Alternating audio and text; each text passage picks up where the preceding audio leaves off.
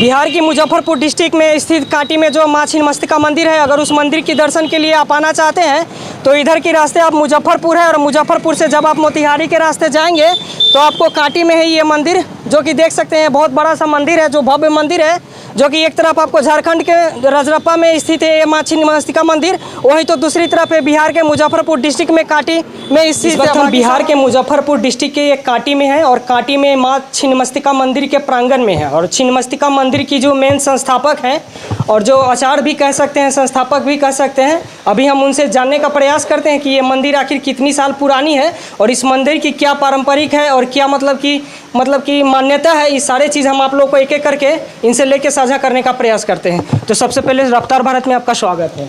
जी, आपका भी स्वागत है। आपके दर्शकों के लिए मेरी शुभकामना है और आप लोग उत्तरोत्तर विकास हो, समाज की अच्छाइयों को समाज से जोड़ने में आप अग्रणी भूमिका निभाएं और आपका रहेगा। और शुभ नाम क्या हुआ आपका? मेरा नाम आनंद प्रियदर्शी है। ऐसे महात्मा जी लोग कहते हैं, महात्मा आनंद प्रियदर्शी के नाम से मैं जाना। तो अच्छा, हम ये जानना चाह रहे हैं कि ये जो माँ छिन्नमस्तिका मंदिर है, ये तो झारखंड की रजरप्पा में है और ये मुजफ्फरपुर डिस्ट्रिक्ट में भी है, तो ये मुजफ्फरपुर डिस्ट्रिक्ट में कब से हुआ, हम इस चीज़ को जानना चाह रहे हैं। मैं रजरप्पा में ही माँ छिन्नमस्तिका का उपासना साधना करता था जी। बहुत काल समय तक रजरप्पा क्षेत्र में रहा, मंदिर के पास में भी रहा, पूरा मंदिर के ही पास में रहा। जब ऐसा लगा कि अब ये झारखंड और बिहार दोनों अलग हो जाएगा जी, तो पहले माँ छिन्नमस्तिका, जब से मैं याद संभाला, जब से मैं कुछ जाना, तब से बिहार में ही माँ मानी जाती थी जी। लेकिन हमको ऐसा लगा कि अब माँ मात्र झारखंड के नाम में जानी जाएगी, तो क्यों नहीं इसे पहले ही माता रानी का, छिन्नमस्तिका का एक स्थान प्रतिष्ठित किया जाए अपने बिहार के अंदर में, जो माँ छिन्नमस्तिका बिहार के नाम से भी जानी जाती रहे। और ये यहाँ जो मंदिर है ये कितनी साल पुरानी है? ये हम जब एकदम हमको ऐसा लगा कि अब झारखंड और बिहार अलग होना है जी। तो सन 2011 जून को यहाँ पर मैं भूमि पूजन किया जी। और उसके बाद हमेशा ये मंदिर का काज शुरू रहा और आज आप मंदिर के इस रूप में देख रहे हैं, लगभग 23-24 साल होने जा रहा है। ये मंदिर का क्या मान्यता है? ये मान्यता तो मंदिर का क्या, मूल रूप से माँ छिन्नमस्तिका की मान्यता है। 10 महाविद्या में छिन्नमस्तिका अपने आप में एक उग्र और साम्य स्वरूप भी मानी गई है। ऐसा माना गया है कि सृष्टि का जो उद्गम हुआ, इसका जो सृष्टि का विकास हुआ, उसमें छिन्नमस्तिका स्वरूप का मूल योगदान है। जब उस पराशक्ति परमेश्वरी या ब्रह्म या अल्लाह गॉड जो भी नाम से जाने जाते हैं, या हम लोग किसी भी शब्द और नाम से पुकारते हैं उस परमात्मा को, जो अपने आप में मतलब निराकार है, कुर्सी लाओ, जो अपने आप में निराकार सत्ता ब्रह्म सत्ता मानी गई है उसको, तो जो निराकार ब्रह्म है, सत्ता है, वो उसी के द्वारा वही छिन्नमस्तिका स्वरूप के रूप में हम लोग मानते हैं। ऐसा गुरुजनों और शास्त्रों में वर्णन में आया है। तो ये जो आप मंदिर में देख रहे हैं, मूर्ति जो आप देखेंगे, वो मूर्ति दक्षिण मुखी है और रजरप्पा में पहले माँ का एक शिला रूप में पूजा निराकार रूप में होता था, लेकिन यहाँ मूर्त रूप में पूजा होती है। माँ के चरण के नीचे जब आप खड़ा माँ के मूर्ति को देखेंगे तो माँ के चरणों में रति और काम दोनों पड़े हुए हैं। रति और काम के ऊपर में माँ अपना पैर रखी हुई है और उनकी बगल में 2 जोगनियाँ हैं, जिनके द्वारा इस सृष्टि तत्वता रची गई। सृष्टि तत्वता रचने के काल में जब दोनों भगवती क्षुधातुर हो गई, भूख से पीड़ित हो गई, तो ऐसा अंदर से आवाज आया कि हे माँ, अगर अभी हमको कुछ नहीं देती हो खाने के लिए, तो ये बनी बनाई सृष्टि जो तत्वता है, इसको पुनः मैं निगल जाऊंगी या खा जाऊंगी। ऐसी परिस्थिति में वो पराशक्ति परमेश्वरी स्वयं प्रकट होती है, अपने नख से अपना गर्दन काटती है, उसे 3 धारा खून का निकलता है, जिसे इंगला पिंगला सुषुम्ना के रूप में जाना जाता है। 2 अपने युगनियों को अपना खून पिलाती है और एक स्वयं पान कर रही है। इसी स्वरूप और इसी माने जो उनका स्वरूप है, जो छिन्नमस्ता के नाम से जाना गया और जाना जा रहा है। बाकी हम आपको उस मंदिर का एक एक पार्ट को भी दिखाएंगे, एक एक दृश्य को भी दिखाएंगे कि कितने काल्पनिक है और किस तरह से बने हुए हैं। हम वो सारी चीज़ें को आपको दिखाएंगे और बाकी तब तक के लिए यहीं तक। एक चीज और मैं इसमें, हाँ, ठीक है, जो यहाँ का यूनिक है। हाँ जी, आप बहुत सारे मंदिर में गए होंगे और सारी देवी देवताओं की अपनी प्रतिष्ठा है जी। इस मंदिर में जो कुछ भी बनाया हुआ है, ये सारे अपने शरीर से जुड़े हुए जो गणित है वो सब इसमें दर्शाया गया और लाया गया है। जब आप सारे मंदिरों के गुंबज वगैरह में आप घूमेंगे, जैसे यहाँ का मंदिर अष्टपहल है, 13 फुट के रेडियस में है। उसका मतलब होता है 5 तत्व 3 गुण अष्टधा प्रकृति, और वैसे जो 13 जो है 5 कर्म इंद्रियां, 5 ज्ञान इंद्रियां, और 11वां मन, ब्रह्मा बुद्धि, 13वां आत्मा। माने 13 फीट की रेडियस इसको इसलिए दिया गया है कि इसके अंदर में आने वाला हर व्यक्ति अपने अंदर से नेगेटिव से हट करके पॉजिटिव में आ जाए, उसकी मन स्थिति विवेकपूर्ण हो जाए, शांति और आनंद का, माने मां का आनंद का अनुभूति उसको मिले। साथ साथ यहाँ जब आप जाएंगे तो गणेश जी का और हनुमान जी का एक साथ देखेंगे। कहीं भी ऐसा अपने भ्रमण काल में मैं ऐसा अनुभव नहीं किया हूं कि एक साथ हनुमान जी और गणेश जी को रखा गया हो। लेकिन मेरे एक पीछे सोच है, अगर किसी के अंदर में ताकत है, क्योंकि बल के प्रतीक होते हैं हनुमान जी और ज्ञान के प्रतीक होते हैं गणेश जी, तो अगर कोई बलवान पुरुष है, उसके पास ज्ञान का भाव रहेगा तो उसका बल का दुरुपयोग होगा। अगर किसी के पास ज्ञान है और बल नहीं है तो भी अपने ज्ञान को या ज्ञान से दूसरों को लाभ पहुंचाने में कमजोर पाएगा। ये मेरा मैंने सोच है गणेश जी का और हनुमान जी को एक साथ रखने का, कि जहां बल हो वहां बुद्धि भी हो, जहां बुद्धि भी हो वहां बल भी हो, दोनों का समन्वय एक साथ रहे।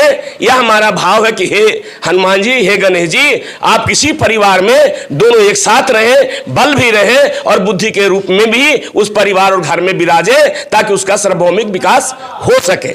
जब आप नीचे जाएंगे तो यहां पर कमला और मातंगी एक साथ है, दो देवी कमला और मातंगी। मैं अपने भ्रमण काल में आज तक ऐसा कहीं किसी जगह भी नहीं देखा हूं कि कमला मातंगी एक साथ हो, लेकिन यहां पर हैं। उसके पीछे भी एक मेरा भाव है। कमला के मतलब होता है लक्ष्मी, मातंगी के मतलब सरस्वती। अगर हमारे पास बहुत सारी संपदा है, लेकिन अगर सरस्वती हमारे अंदर में नहीं, हमारे साथ नहीं है, तो संपत्ति का क्या भविष्य होगा, ये खुद आप भी समझ सकते हैं, लोग भी जानते हैं। इसी तरह से बहुत कुछ माने ज्ञान है, बड़े बड़े कवि हुए, बड़े बड़े विद्वान हुए हैं, जिनके पास माने किताब छपाने का अभाव रहा, पैसा नहीं के कारण अपने विचारों को समाज में ला नहीं पाए। तो वहाँ जहाँ लक्ष्मी है वहाँ पर सरस्वती रहे, सरस्वती है वहाँ लक्ष्मी रहे। अगर ऐसा संयोग होगा तो बहुत कुछ समाज का भला हो सकता है, किया जा सकता है। ये मेरा यहाँ का सबसे बड़ा माने एक अलग ढंग का चीज है।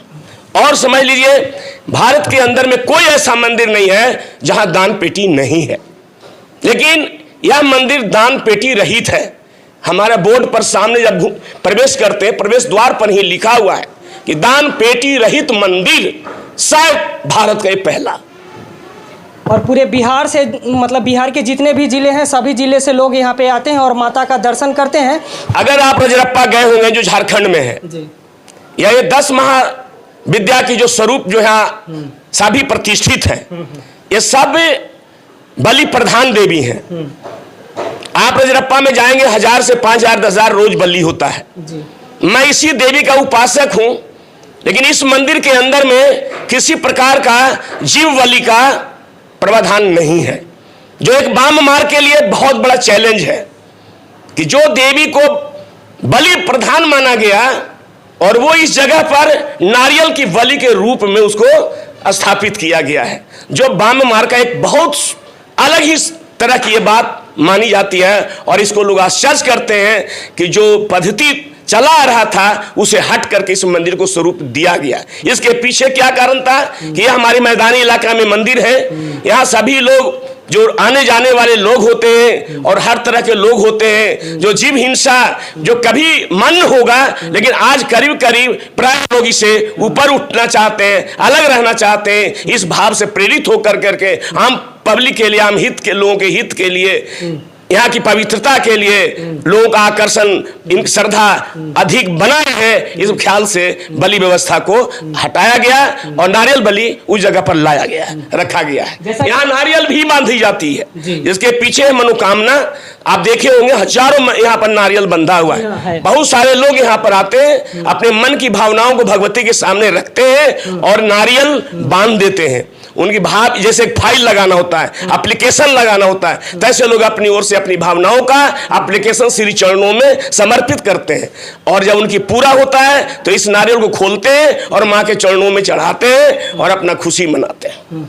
जैसा कि आप सभी जानते हैं कि बहुत सारे देवी देवताओं की ऐसी भी जगह है जहाँ पे जानवरों की बलि दी जाती है, लेकिन एक ऐसा ही छिन्नमस्तिका मंदिर जो मुजफ्फरपुर डिस्ट्रिक्ट के काटी में है, वहाँ पे बलि नहीं दी जाती है और सिर्फ नारियल पानी चढ़ाया जाता है, नारियल फल चढ़ाया जाता है। इस प्रकार से आप सभी जानते ही होंगे कि दुर्गा पूजा आने वाला है और सप्तमी से ही वैशाली डिस्ट्रिक्ट के गोविंदपुर सिंघाड़ा स्थित भैंसों का बलि दिया जाता है, जैसा कि आप सभी जानते हैं। और तमाम देवी देवताओं को भी कहीं कहीं पर बलि दी जाती है। लेकिन वहीं पर एक रजरप्पा छिन्नमस्तिका मंदिर है जो बिहार में है, एक तरफ जो झारखंड में है वहां पे भी जानवरों की बलि दी जाती है, लेकिन वही रजरप्पा छिन्नमस्तिका मंदिर जो हमारे बिहार में मुजफ्फरपुर डिस्ट्रिक्ट के काटी में है, वहां पे जानवरों की बलि नहीं दी जाती है। बाकी ये मुजफ्फरपुर डिस्ट्रिक्ट से काटी से हमारा ये प्रयास आप लोगों को कैसा लगा, अपनी राय को कमेंट खास सेक्शन बात और है इसमें, खास बात और है इसमें, जब आप नीचे ग्राउंड फ्लोर में जाएंगे तो यहाँ 108 पिंड स्वरूप भगवती भी प्रतिष्ठित है, जो देवी भागवत के अनुकूल देवी का जो 108 नाम है, स्वरूप सहित निराकार रूप में पिंड स्वरूप यहाँ भी अवस्थित है। ऐसा भारत के अंदर में अपने भ्रमण काल में दूसरा मंदिर मैंने नहीं देखा है, कभी पहले एक भी मंदिर नहीं देखा है जहाँ 100 पिंड की स्थापित स्वरूप स्थापित रहे और जहाँ 10 महाविद्या हो, ऐसा मंदिर मुझे नहीं मिला है। अगर किन्हीं के नजर में हो तो हम भी वहां पुनः दर्शन करना चाहता हूं। उसके नीचे आप जाएंगे तो मैं संस्थापक आनंद प्रियदर्शी बोल रहा हूं, मेरा समाधि स्थल पहले से ही बना हुआ है। उसका भाव है मेरा कि जब मेरे शरीर से प्राण निकले तो मेरे शिष्यों के द्वारा, मेरे अपने स्वजन के द्वारा उसी में हमको रख दिया जाए, वहीं पर दफना दिया जाए। और वह जो जगह है, जब नीचे से ऊपर तक आप देखेंगे तो जहां पर मुझे मेरे शरीर को रखा जाएगा, उस मां के चरणों के नीचे मैं अपने आप को पाऊंगा। जैसे रति काम के ऊपर में आरूढ़ है, उसी तरह से वो मेरी छाती पर आरूढ़ दिखेंगे। यह मेरा भाव है। बाकी आप तमाम दर्शकों से यही निवेदन है कि इस मंदिर के बारे में क्या प्रतिक्रिया है अपने कमेंट सेक्शन में जय माता दी लिखकर भेजें और इस वीडियो को ज़्यादा से ज़्यादा शेयर करें, ताकि लोगों को यह पता चले कि बिहार में भी इस तरह की मंदिरें हैं। आज हम जय हिंद भी बोलेंगे और जय माता दी भी बोलेंगे। एक और बात है, चलिए ठीक है, बोलिए। ऐसा इतिहास में आता है, शास्त्रों में आता है कि रजरप्पा में 66,000 वर्ष पहले देवी भगवती छिन्नमस्तिका की स्थापना हुआ था ऋषि महर्षियों के द्वारा। उसके बाद बिहार का यह पहला मंदिर है और भारत का यह दूसरा है। यह भारत का नहीं, जो आज का भारत है, जो आर्यावर्त जम्बूद्वीप भारत खंड की जो हम बात करते हैं, उस कालखंड में अपने आप में छिन्नमस्तिका मंदिर एक अकेला था। और आज के दिन में यह भारत का दूसरा मंदिर है। यहां से हट करके 100-150 किलोमीटर गया में भी छिन्नमस्तिका मंदिर मैंने खुद बनवाया है। अभी उसका ओपनिंग नहीं हुआ है, प्राण प्रतिष्ठा हो चुकी है। तो बिहार का ये पहला, बिहार का पहला, भारत का दूसरा ये मंदिर है, ये मंदिर है। और इसी तरह से गया में एक मंदिर का, छिन्नमस्तिका मंदिर का मैं स्थापना किया हूं, वो बिहार का दूसरा मंदिर है। चलिए ठीक है। ये भी रेकॉर्ड मेरे द्वारा ही टूटा है। छिन्नमस्तिका का अगर 2 मंदिर बनाए तो खुद मेरे द्वारा बनाए, इसलिए। और इन महात्मा जी के बारे में क्या सोचते हैं जो माँ छिन्नमस्तिका की 2 मंदिर बनाने जा रहे हैं? एक तो बन चुका है और ये मुजफ्फरपुर काटी में स्थित है, और दूसरा जो गया में अभी बन रही है, इनके बारे में आप क्या सोचते हैं? इनके भी बारे में आप अपनी राय कमेंट बॉक्स में जरूर दीजिएगा और इस वीडियो को ज़्यादा से ज़्यादा शेयर कीजिएगा। आप जाइए घूम के सब। जय।